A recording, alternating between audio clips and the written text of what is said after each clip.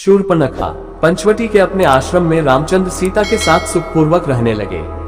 एक दिन जब राम और लक्ष्मण वार्तालाप कर रहे थे तो वहां पर अकस्मात रावण की बहन शूर्पणखा नामक राक्षसी आ पहुंची।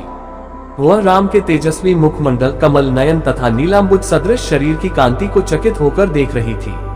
राम का मुख सुंदर था किंतु शूर्पणखा का मुख अत्यंत कुरूप था। राम का कटिप्रदेश एवं उदर क्षीण था किंतु शूर्पणखा बेडौल लंबे पेट वाली थी। राम के नेत्र विशाल एवं मनोहर थे किंतु शूर्पणखा की आंखें कुरूप तथा डरावनी थी। राम की वाणी मधुर थी किंतु शूर्पणखा भैरवनाद करने वाली थी। राम का रूप मनोहर था किंतु शूर्पणखा का रूप विभत्स एवं विकराल था। उन्हें देखकर उसके हृदय में वासना का भाव जागृत हो उठा। इच्छानुसार रूप धारण करने वाली वह राक्षसी मनोहर रूप बनाकर राम के पास पहुंची और बोली, तुम कौन हो? राक्षसों के इस देश में तुम कैसे आ गए? तुम्हारा वेश तो तपस्वियों जैसा है किंतु हाथों में धनुष बाण भी है, साथ में स्त्री भी है। ये बातें परस्पर विरोधी हैं। तुम मुझे अपना परिचय दो। राम ने सरल भाव से कहा, हे देवी, मैं अयोध्या के चक्रवर्ती नरेश महाराजा दशरथ का ज्येष्ठ पुत्र राम हूँ। मेरे साथ मेरा छोटा भाई लक्ष्मण और जनकपुरी के महाराज जनक की राजकुमारी तथा मेरी पत्नी सीता है। पिताजी की आज्ञा से हम 14 वर्ष के लिए वनों में निवास करने के लिए आए हैं। यही हमारा परिचय है। अब तुम अपना परिचय देकर मेरी इस जिज्ञासा को शांत करो, क्योंकि मुझे प्रतीत होता है कि तुम कोई इच्छानुसार रूप धारण करने वाली राक्षसी हो। राम के प्रश्न का उत्तर देते हुए वह राक्षसी बोली, मेरा नाम शूर्पणखा है। मैं लंका के नरेश परम प्रतापी महाराज रावण की बहन हूँ। समस्त संसार में विख्यात विशालकाय कुंभकर्ण और परम नीतिवान विभीषण भी मेरे भाई हैं। वे सब लंका में निवास करते हैं। पंचवटी के स्वामी अत्यंत पराक्रमी खर और दूषण भी मेरे भाई हैं। संसार में शायद ही कोई वीर ऐसा होगा जो इन दोनों भाइयों के साथ समरभूमि में युद्ध करके उन्हें पराजित कर सके। मैं सर्व प्रकार से संपन्न हूँ और अपनी इच्छा तथा शक्ति से समस्त लोकों में विचरण कर सकती हूँ। यह तुम्हारी पत्नी सीता मेरी दृष्टि में कुरूप, ओछी, विकृत मानवी है और तुम्हारे योग्य नहीं है। अतः तुम मेरे पति बन जाओ, मैं ही तुम्हारे अनुरूप हूँ। इस अबला सीता को लेकर तुम क्या करोगे? तुम्हारी भार्या बनने के पश्चात मैं तुम्हारे भाई और सीता को खा जाऊंगी और तुम्हारे साथ विचरण करूंगी।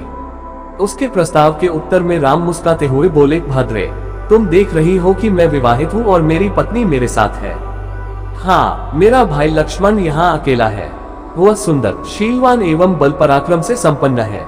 यदि तुम चाहो तो उसे सहमत करके उससे विवाह कर सकती हो।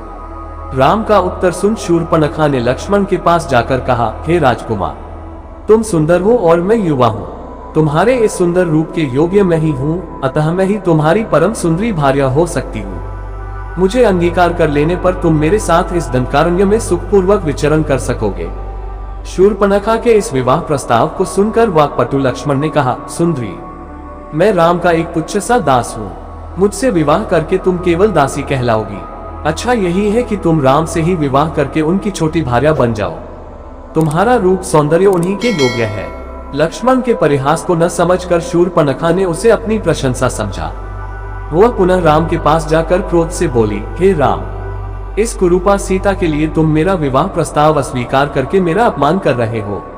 इसलिए पहले मैं इसे ही मारकर समाप्त किए देती हूँ, फिर तुम्हारे साथ विवाह करके मैं अपना जीवन आनंद पूर्वक व्यतीत करूंगी। इतना कहकर प्रचंड क्रोध करती हुई शूर्पणखा विद्युत वेग से सीता पर झपटी।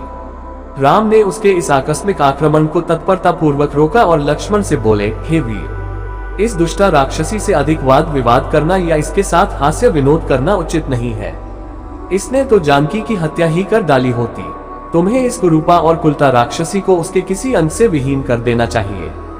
राम की आज्ञा पाते ही लक्ष्मण ने तत्काल खड्ग निकाला और दुष्टा शूर्पणखा के नाक कान काट डाले।